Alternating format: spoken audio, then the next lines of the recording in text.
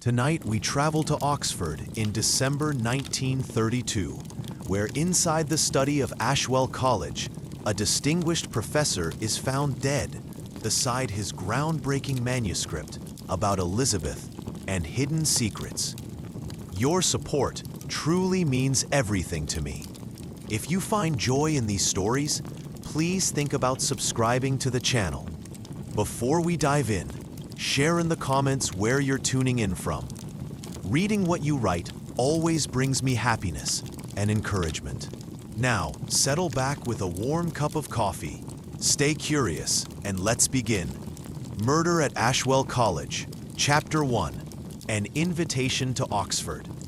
It was a sharp December morning when the invitation reached our flat at Whitehaven Mansions. I had been engaged in the ordinary task of sorting through letters when my attention was drawn to an envelope of remarkable quality.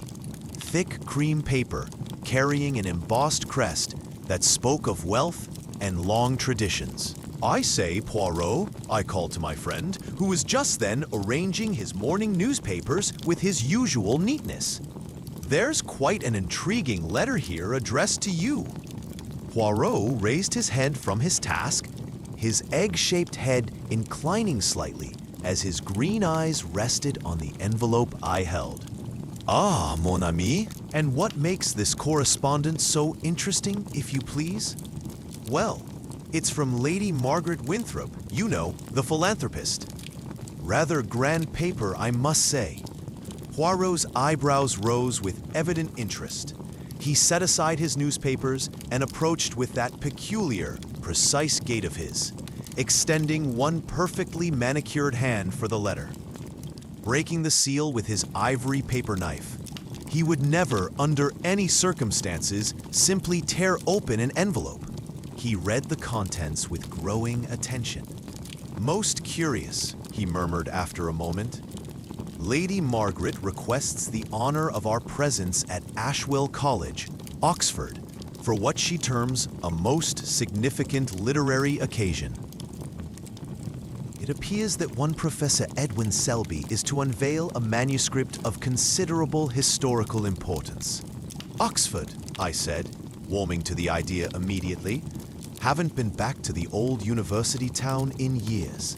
Rather pleasant in winter, I should think. But I say, Poirot, what's this about our presence? Surely the invitation is for you alone." Poirot's lips curved in that slight smile I knew so well. "Normal, Sir Hastings. Lady Margaret is most specific. She writes, 'I should be delighted if Captain Hastings might accompany you, as I understand he possesses both literary interests and a keen appreciation for academic pursuits.'" He paused, regarding me with those penetrating eyes. "It would appear, my friend, that your reputation precedes you." I must confess I was rather flattered, though I wondered what had prompted Lady Margaret to include me in what was evidently to be a select gathering. Still, the prospect of an evening among scholars discussing historical revelations held considerable appeal. "What manner of revelations might these be?" I inquired. Poirot refolded the letter with characteristic care. "Lady Margaret is somewhat, how shall I put it, circumspect in her details. She mentions only that Professor Selby's research concerns Elizabeth and state secrets, and that his findings may cause quite a sensation among historians." He paused, his head tilting thoughtfully. "There is something in her tone, Hastings, a certain anxiety beneath the formal courtesy that suggests this invitation may not be entirely social in nature." "Anxiety? Whatever could cause a lady of her standing to be anxious about a scholarly presentation?" "Ah, that is indeed the question, is it not?" Poirot moved to the window, gazing out at the London street below. "Lady Margaret Winthrop comes from one of England's oldest families, a lineage that stretches back to Tudor times. If I am not mistaken, when one's ancestors have been prominent for centuries, revelations about Elizabeth and secrets might prove uncomfortable. The implication was not lost on me, though I found it difficult to imagine that ancient history could trouble anyone in our modern age. Though I found it difficult to imagine that ancient history could trouble anyone in our modern age. Still, I had learned to trust Poirot's instincts about such matters. "When is this gathering to take place?" I asked. "Tomorrow evening, we are to arrive at Ashwell College by 6 o'clock, where Professor Selby will conduct a private reading in his study for a select group of guests." Poirot returned to his desk, already reaching for his fountain pen. "I shall accept, naturally. This Professor Shelby has intrigued me considerably. A man who has devoted his life to uncovering secrets that others have kept buried for 3 centuries must be a person of remarkable determination." As Poirot began composing his reply, I found myself anticipating our journey to Oxford with unexpected enthusiasm.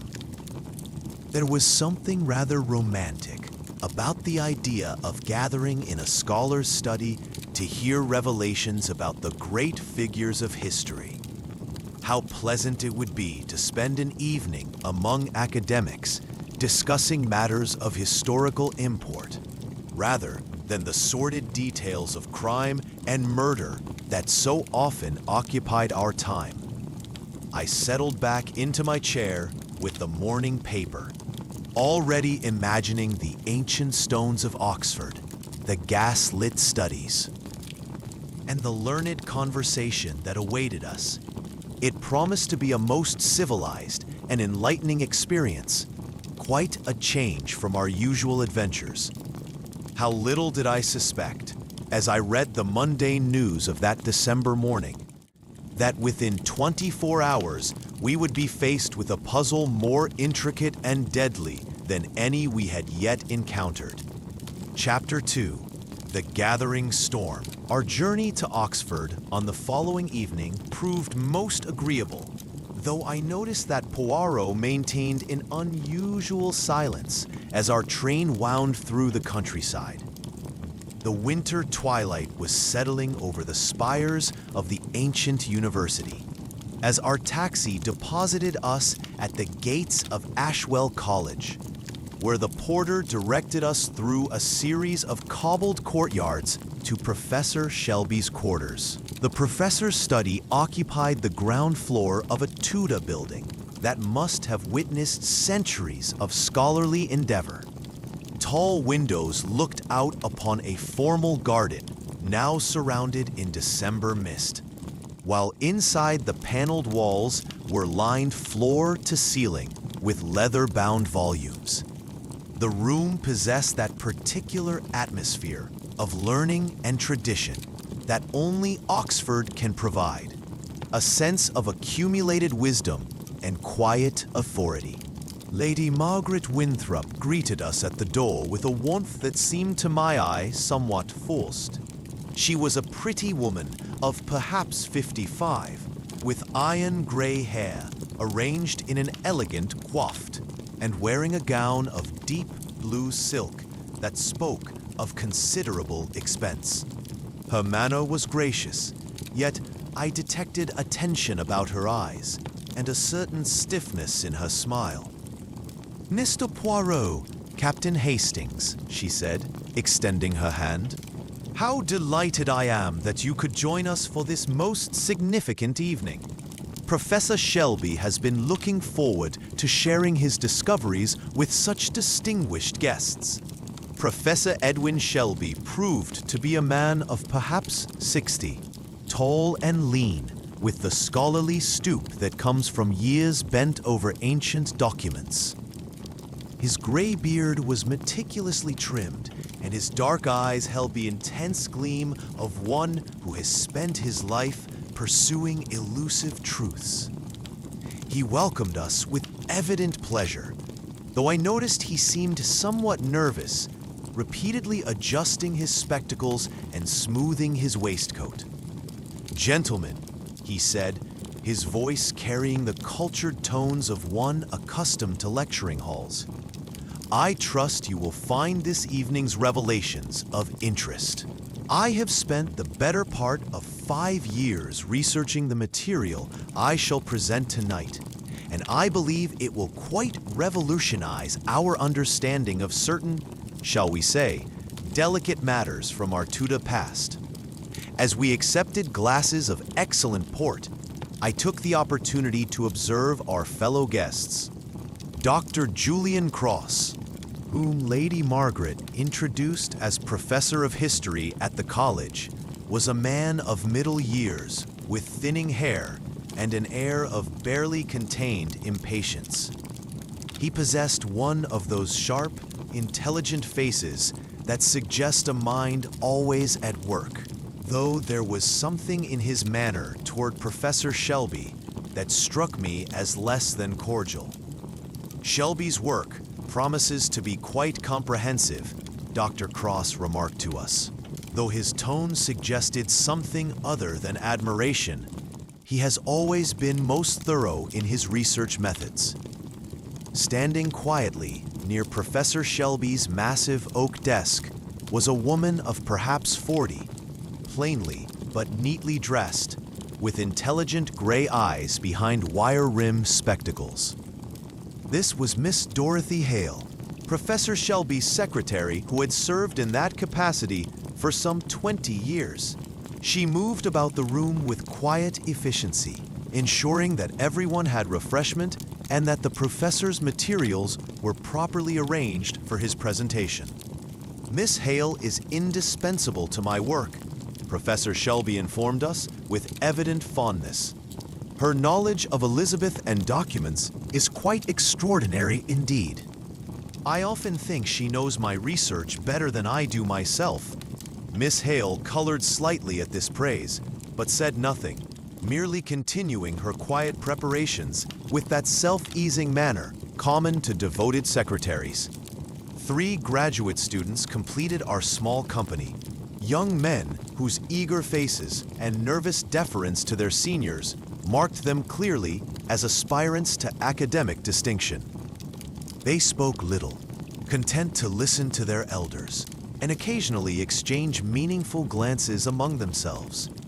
As the evening progressed, Professor Shelby's excitement became increasingly evident. He spoke in hints and delusions about the explosive nature of his discoveries, particularly regarding certain noble families whose ancestors had played questionable roles in the political intrigues of Elizabeth's court. "History, gentlemen," he declared, gesturing with his port glass, "is often written by those who wish to conceal rather than reveal. But documents have a way of surviving, hidden in forgotten archives, waiting for the persistent researcher to uncover their secrets." I noticed Lady Margaret had grown progressively paler during these remarks, her knuckles white as she gripped her glass. Dr. Cross, meanwhile, had developed a pronounced frown, and more than once I saw him exchange sharp glances with the professor. The atmosphere in the room had grown distinctly tense by the time Professor Shelby announced that he was ready to begin his formal presentation. He moved to his desk, where I observed a beautiful silver ink pot had been placed in a position of prominence, an ornate piece that seemed oddly out of place among the scholarly clutter. "A gift from Lady Margaret," Professor Selby explained, noticing my gaze. "16th century, she tells me, most appropriate for tonight's revelations." As our small company arranged ourselves in chairs facing the professor's desk, I could not shake the feeling that we were about to witness something far more significant than a simple academic presentation. The very air seemed charged with expectation and suppressed anxiety, as though secrets long buried were straining against their bonds, eager at last to see the light. Chapter 3: Words of Death. The moment Professor Shelby settled himself behind his mahogany desk, the atmosphere in the study seemed to crystallize with anticipation. He had arranged his manuscript with meticulous care. The typed pages spread before him in neat order, while the ornate silver inkpot gleamed under the lamplight like some ancient talisman. "Ladies and gentlemen," he began, his voice carrying the practiced authority of countless lectures, "what I am about to share with you tonight represents the culmination of 5 years' intensive research into documents that have remained hidden in private collections and forgotten archives." He paused, surveying our small company with evident satisfaction. "The revelations contained within this manuscript will, I believe, fundamentally alter our understanding of certain noble families who have long enjoyed reputations built upon carefully constructed myths." I observed Lady Margaret's hands tighten imperceptibly upon her evening bag, while Dr. Cross shifted uncomfortably in his chair. Miss Hale remained motionless near the bookshelf, her gray eyes fixed upon her employer with unwavering attention. Professor Shelby lifted the silver inkpot slightly, admiring its craftsmanship. "How appropriate that I should use this beautiful Tudor artifact tonight," he mused. "It seems only fitting that secrets from Elizabeth's court should be revealed with an implement from that very era." He unscrewed the inkpot's ornate lid and reached for his fountain pen, an elegant instrument that I noticed he handled with particular care, as though it were precious to him. As he dipped the pen into the dark blue ink, I found myself oddly fascinated by the ritual quality of his movements. "The first document I wish to discuss," Professor Shelby continued, beginning to make notes in the margin of his manuscript, "concerns the Winthrop family's involvement in the Essex Rebellion of 1601. Contrary to historical records, I have discovered evidence that suggests his voice faltered slightly, and I noticed his hand tremble as he held the pen. Perhaps the excitement of the moment was affecting him more than he cared to admit. He cleared his throat and attempted to continue. Evidence that suggests the family's loyalty to the crown was not as unwavering as." The tremor in his hand had become more pronounced, and the pen slipped from his grasp, leaving an irregular blot upon the pristine manuscript. Professor Shelby stared at the stain with an expression of bewilderment, as though he could not quite comprehend what had occurred. "I beg your pardon," he said, his voice now noticeably unsteady. "I seem to be, that is, I feel rather." Lady Margaret half rose from her chair. "Professor, are you quite well?" But Professor Shelby did not answer. His face had grown alarmingly pale, and small beads of perspiration had appeared upon his forehead. He made a peculiar sound, half gasp, half moan, and his body began to convulse with violent spasms. "Good God!" exclaimed Dr. Cross, leaping to his feet. The scene that followed was one of such horror that I shall never forget it as long as I live. Professor Shelby's convulsions intensified, his breath coming in terrible, rattling gasps. His eyes, wide with terror and confusion, sought help from those around him, but there was nothing any of us could do. Miss Hale rushed forward with a cry of distress, but before she could reach him, Professor Shelby pitched forward across his desk, his arms sweeping aside the carefully arranged manuscript pages. "No one must touch anything," Poirot commanded with quiet authority. "This room is now a crime scene." "Crime scene?" Dr. Cross's voice was sharp with disbelief. Surely the poor fellow has suffered some sort of seizure. A heart attack, perhaps, or a stroke.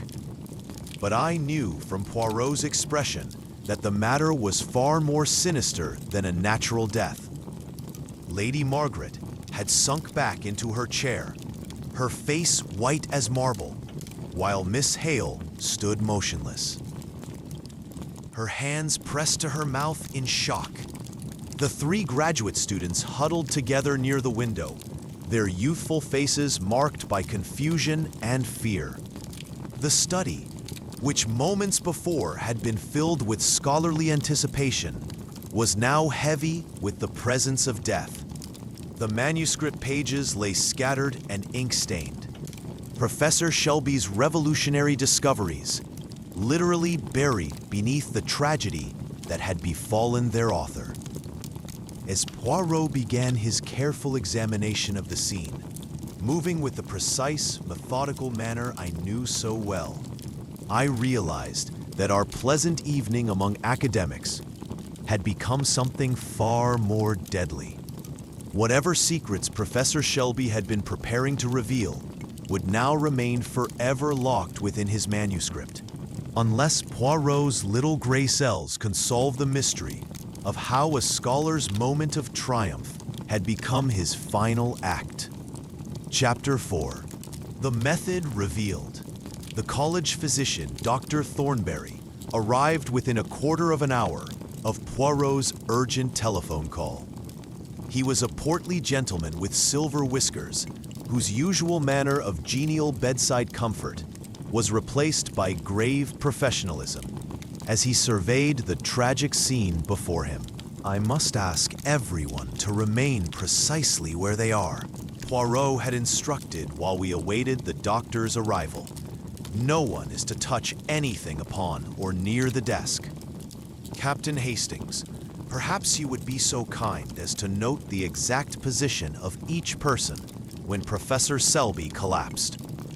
I had done so with growing unease, marking in my mind where Lady Margaret sat wringing her hand, where Dr. Cross paced restlessly by the fireplace, where Miss Hale stood frozen near the bookshelf, and where the three graduate students huddled by the tall windows. The scene had the quality of a tableau, each figure locked in place by shock, and I suspected by something more sinister. Dr. Thornberry completed his preliminary examination with the thoroughness of long medical practice. When he straightened from the professor's still form, his expression was grave indeed. "I must tell you," he announced to our assembled company, "that this was no natural death. The symptoms I observed, the convulsions, the rapid onset, the particular pallor of the skin, these are consistent with poisoning by some form of alcyoniad toxin." Lady Margaret uttered a small cry and pressed her handkerchief to her lips. Dr. Cross ceased his pacing and stared at the physician with evident shock. "Poisoning," he repeated. "But that's impossible. We all shared the same port, the same refreshments. If there were poison in the food or drink, surely we would all be affected." "Precisely the question that intrigues me," said Poirot quietly. He had been examining the overturned ink pot with minute attention, careful not to disturb its position. "Dr. Thornberry, would you say the poison acted quickly?" "Very quickly indeed. From the onset of symptoms to death could not have been more than 2 or 3 minutes. This suggests a concentrated dose of something quite potent and administered very recently." Poirot nodded thoughtfully. "And the method of administration? If not through food or drink, then how?" Thornberry frowned. "That is the puzzle, isn't it? The toxin would need to enter the bloodstream directly, either through injection, which I see no evidence of, or through some form of absorption through the skin." "The skin," I interjected. "But surely that would require an open wound of some sort." "Not necessarily a wound, Captain Hastings, but certainly some break in the skin's integrity. Even small cuts or abrasions would suffice for certain types of poison." At this, Miss Hale spoke for the first time since the tragedy had occurred. "Professor Shelby's hands," she said in a voice barely above a whisper. "He was always getting small cuts from handling old documents. The parchment edges, you know, and the metal clasps on ancient bindings. His fingers were constantly healing from tiny wounds. Poirot's eyes sharpened with interest. Most observant, mademoiselle. And these cuts, they would be particularly concentrated where? On his fingertips and along his fingers, where he turned pages. He was forever picking at healing cuts, a nervous habit of his. Indeed, Poirot approached the desk with extreme care, his gaze fixed upon the spilled contents of the silver ink pot. The dark blue ink had spread across the manuscript pages, creating an irregular stain that seemed to mock the professor's years of careful scholarship. Inspector Morrison of the Oxford Constabulary arrived as Dr. Thornberry was completing his more detailed examination. He was a solid, practical man whose obvious discomfort with the unusual circumstances of the crime left considerable scope for Poirot's involvement. "Poison in an ink pot," he muttered, shaking his head. "In 30 years of police work, I've never encountered anything quite like it. How would anyone even think of such a method?" "Ah, but that is precisely what makes it so fishy clever," Poirot replied. "Consider, Inspector." The professor dips his pen into the ink. The toxic substance adheres to the pen. He handles the pen repeatedly as he writes, and the poison enters through the small wounds upon his fingers. It is a method that requires both intimate knowledge of the victim's habits and considerable sophistication in its execution. The inspector examined the ink pot with evident bewilderment. But who would have access to tamper with it? And when the thing was sitting right there, on the desk, in full view of everyone. "Not quite everyone at all times," Poirot corrected gently. "We must determine when this particular inkpot was placed upon the desk, and by whom." Professor Shelby mentioned it was a gift from Lady Margaret. 16th century, he said. Lady Margaret nodded mutely, her face still drained of color. "And where was this valuable artifact normally kept?" Poirot inquired. Miss Hale gestured toward a glass-fronted cabinet near the window. "Locked away with the professor's other precious items. He only brought it out for special occasions." Poirot studied the cabinet, noting the small key that hung from a chain attached to Professor Shelby's waistcoat. The implications were becoming clear. Whoever had poisoned the inkpot had needed not only access to this study, but also knowledge of where the inkpot was kept and when it would be used. As the inspector began the formal process of securing the scene, I found myself deeply troubled by the calculated nature of the crime. This was no sudden act of passion, but a meticulously planned murder that demonstrated both patience and a chilling understanding of the victim's scholarly habits. Chapter 5: Secrets and Motives. The following morning brought a gray December sky that seemed to mirror the somber mood that had settled over Ashwell College. Inspector Morrison had arranged for us to use a small conference room adjacent to Professor Shelby's study, where Poirot could conduct his methodical interrogation of each member of our tragic gathering. I had spent a restless night at the Randolph Hotel, my mind turning over the events of the previous evening. The professor of history entered the room with the bearing of the man who had spent the night wrestling with unpleasant thoughts. His usually immaculate appearance showed signs of strain. His tie was slightly askew, and there were dark circles beneath his intelligent eyes. Dr. Cross Poirot began with characteristic directness. "You were Professor Shelby's colleague for many years. What was the nature of your professional relationship?" Dr. Cross shifted uncomfortably in his chair. "We were colleagues, certainly. Not close friends, perhaps, but we maintained cordial relations." "Cordial, yes, but not without rivalry."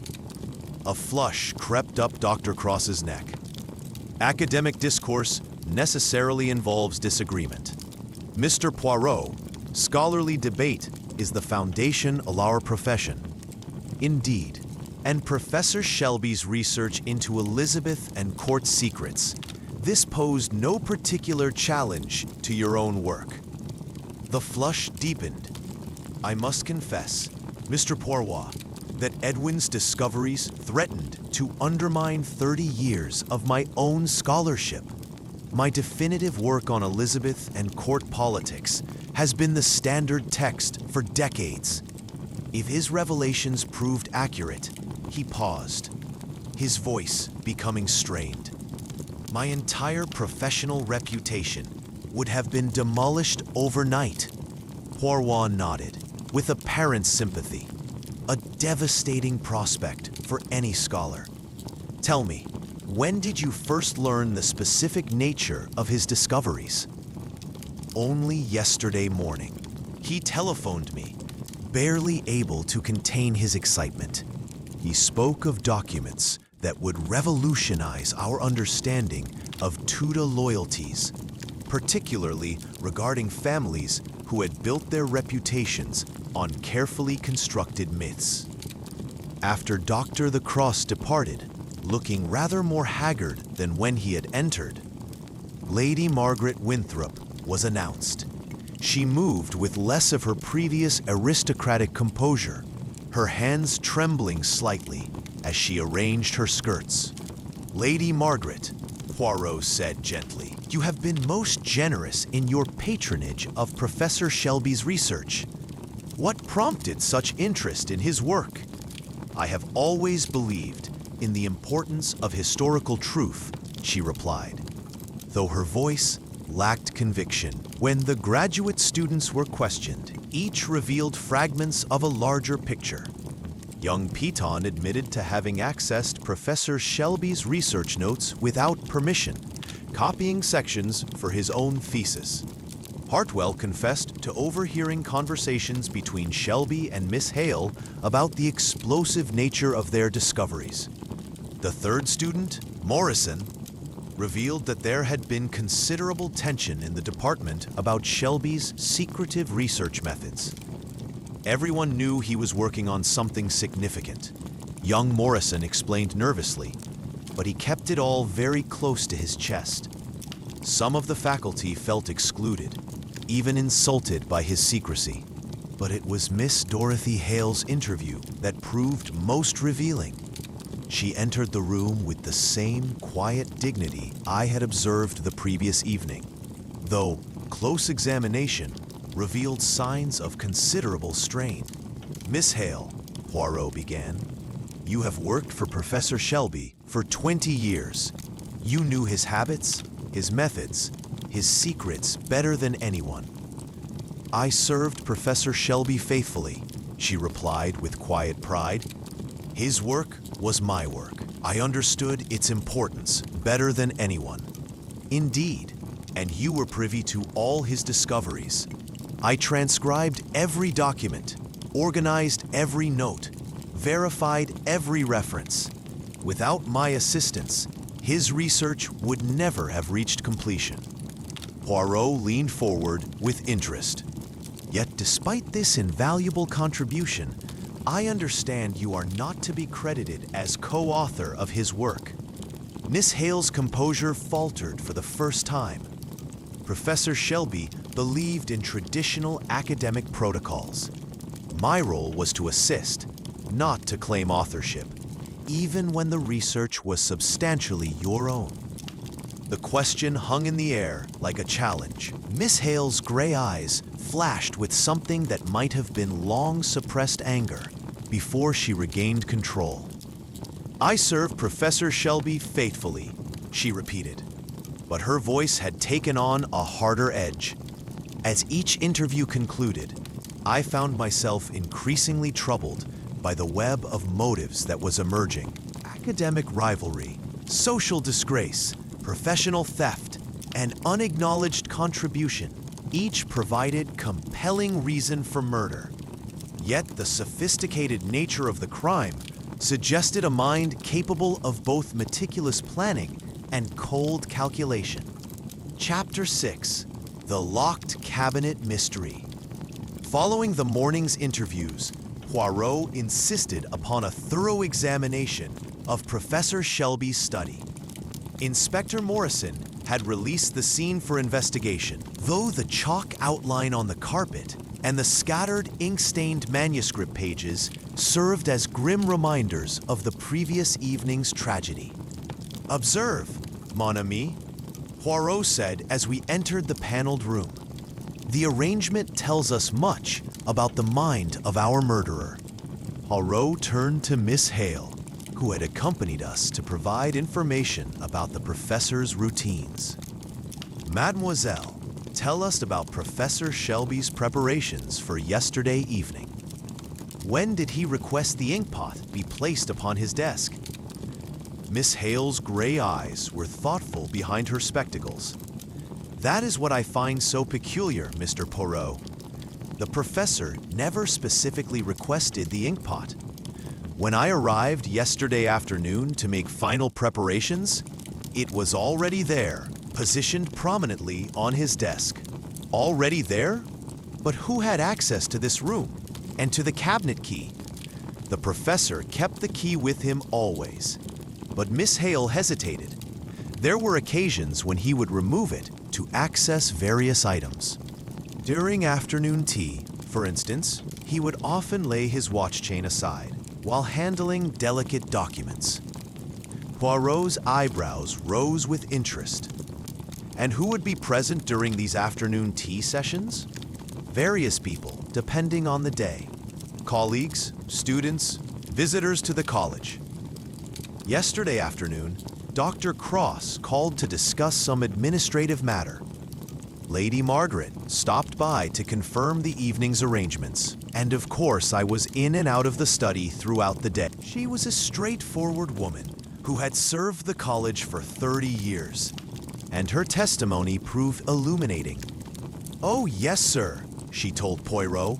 "The professor was most particular about that inkpot. Beautiful thing it was, 16th century. Lady Margaret told him when she presented it last Christmas, he only brought it out for special world occasions, and then he'd handle it like it was made of spun glass. And yesterday, did you observe anything unusual about the professor's study?" Mrs. Whitmore considered carefully. "Well, I did notice the inkpot was out on the desk when I came to dust at 3. Struck me as odd, since the professor wasn't even in the room at the time. Usually, he'd be present when handling his precious things. The professor was absent at 3. Where might he have been?" "Teaching his advanced Tudor history seminar," Miss Hale interjected. "He was always punctual about his lectures, 2:30 to 4 every Wednesday." This revelation cast an entirely new light upon the matter. Someone had placed the poisoned inkpot upon the desk while Professor Shelby was safely occupied elsewhere, knowing his habits well enough to predict that he would use it for the evening's presentation. Poirot next examined the inkpot itself, which Inspector Morrison had carefully preserved. The ornate silver piece was indeed beautiful, decorated with Tudor roses and bearing the unmistakable patina of age. More importantly, traces of the poison were still visible as a slight discoloration in the remaining ink. "Most ingenious," Poirot observed. "The poison was mixed directly into the ink, not merely coated upon the surface of the pot. This suggests someone with considerable knowledge of chemistry, as well as access to rare toxins. Could such substances be obtained easily?" I inquired. "Certain alkaloid poisons might be available to someone with the right connections. A person involved in botanical research, perhaps, or someone with access to a well-equipped laboratory." We learned from the college porter that several people had visited the building during the crucial afternoon hours. Dr. Cross had indeed called, remaining closeted with Professor Shelby for nearly an hour. Lady Margaret had arrived shortly after his departure, spending some 20 minutes in private conversation with the professor. The 3 graduate students had come and gone throughout the day, as was their normal practice. Miss Hale herself had been present continuously, though she emphasized her devotion to maintaining the professor's schedule and ensuring his comfort. I was constantly occupied with correspondence and manuscript preparation, she explained. The professor required everything to be perfect for the evening's presentation. As we concluded our examination of the study, I found myself increasingly disturbed by the implications of our discoveries. The murder required not only access to the locked cabinet, but intimate knowledge of Professor Shelby's habits and schedule. Furthermore, the sophistication of the poison suggested someone with specialized knowledge, possibly someone within the academic community itself. Poirot stood before the empty cabinet, his green eyes reflecting deep thought. The afternoon light, filtering through the tall windows, cast long shadows across the room, emphasizing the scholarly atmosphere that had been so violently disrupted by murder. In that moment, I realized that our investigation was focusing inexorably upon someone who had been trusted implicitly by the victim, someone whose very devotion might have provided the perfect cover for the most calculated of betrayals. Chapter 7. The Devoted Secretary's Secret. The breakthrough in our investigation came, as these matters often do, from the most mundane of sources. Poirot had requested access to Professor Shelby's private papers, and Inspector Morrison had grudgingly agreed, provided we conducted our examination under official supervision. It was while sorting through the professor's correspondence that Poirot discovered a folder marked Personal Affairs, a collection of documents that revealed a side of Edwin Shelby quite different from the dedicated scholar we had known among bank statements and household accounts. We found his most recent will, dated only 3 months prior. "Most illuminating," Poirot murmured as he studied the document with careful attention. "Professor Shelby has been most generous to various academic institutions and charities. But observe, Hastings, there is no provision whatsoever for Miss Hale." I examined the will with growing astonishment. After 20 years of devoted service, Miss Dorothy Hale, who had been present for every aspect of the professor's research, was mentioned only in passing as someone to be given a suitable reference for future employment. "Surely this must be an oversight," I suggested. "Perhaps an earlier will provided for her." Poirot's investigation of the professor's filing system soon revealed a draft of a will from the previous year. In this earlier version, Miss Hale had been left a substantial bequest, enough to ensure her comfortable retirement. But the recent will had eliminated this provision entirely. But why would he change his mind so dramatically? I wondered aloud. The answer came in the form of a series of letters we discovered in Professor Shelby's private desk drawer. Correspondence between the professor and his solicitor, discussing concerns about Miss Hale's presumptuous attitude regarding the manuscript and her inappropriate expectations of credit for work performed in the capacity of secretary. One letter, dated barely a month ago, was particularly revealing. "My dear Thornfield, I have decided that Miss Hale has overstepped the bounds of her position. While her assistance has been valuable, she appears to believe herself entitled to recognition as a co-researcher, rather than as the clerical assistant she has always been. I cannot allow such presumption to go uncorrected. The new will should make clear the distinction between employer and employee." Inspector Morrison whistled softly when Poirot read this passage aloud. That puts rather a different complexion on things, doesn't it? But there was more.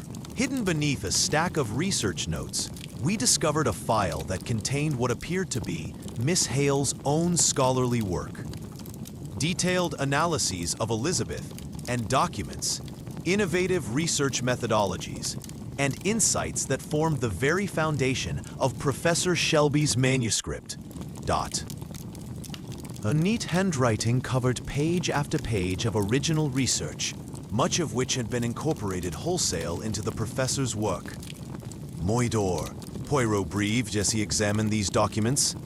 It appears that Miss Hale was far more than a secretary. She was in effect the co-author of Professor Shelby's research. Yet she was to receive no credit, no recognition, and now no compensation. The final piece of evidence came in the form of a carbon copy of a letter Professor Shelby had written to the publisher of his forthcoming book. In it, he had explicitly credited another scholar, Dr. Margaret Ashworth of Cambridge, with research assistance that had clearly been performed by Miss Hale. "But this is monstrous!" I exclaimed. How could he treat someone so shamefully after 20 years of faithful service? Academic ambition, monamy, can corrupt even the most scholarly of souls. Professor Shelby appears to have been unwilling to share the glory of his discoveries with anyone, particularly not with a woman who lacked formal academic credentials. We found Miss Hale in the college library, working quietly at a desk, surrounded by the familiar tools of her trade: index cards, reference books, and neat stacks of typed pages. She looked up as we approached, her gray eyes showing no surprise at our arrival. "Miss Hale," Poirot said gently, "we have been examining Professor Shelby's private papers. There are matters we must discuss." She set down her pen with careful precision and folded her hands in her lap. "I wondered when you would discover the truth about my situation." "You knew about the changes to his will?" "I typed the final draft myself, Mr. Poirot. It was one of my last duties." Her voice remained steady, but I detected her underlying current of long-suppressed emotion. 20 years of service, and I was to be dismissed with a reference. 20 years of research, and my name was to appear nowhere in his work. The research in your files, it represents substantial original scholarship. Miss Hale's composure cracked slightly. I discovered 3 of the most crucial documents myself. I developed the analytical framework that made sense of the contradictory evidence.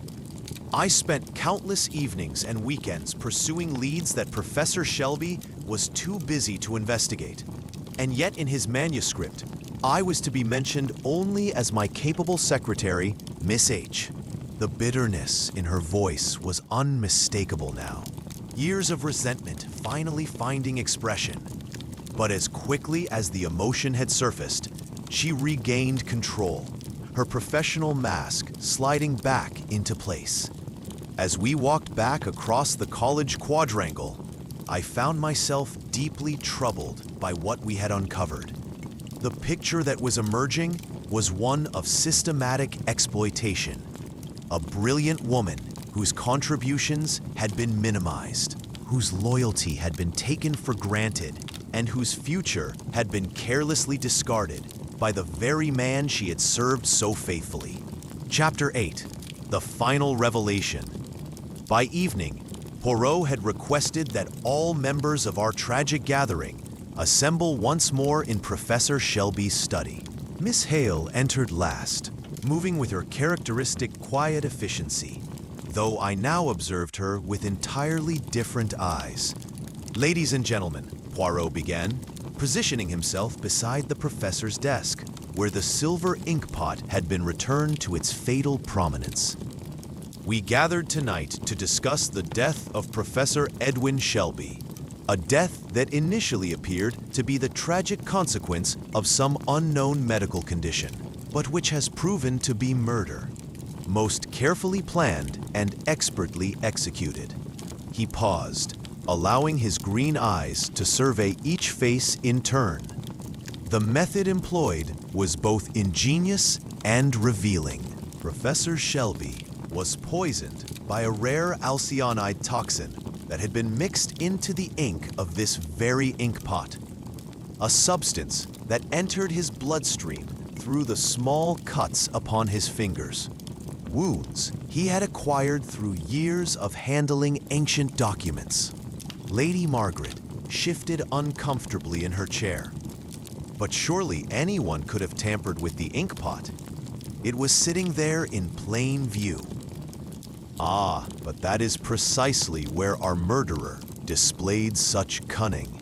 Poirot replied, "This inkpot, as we learned, was normally kept locked in Professor Shelby's glass cabinet.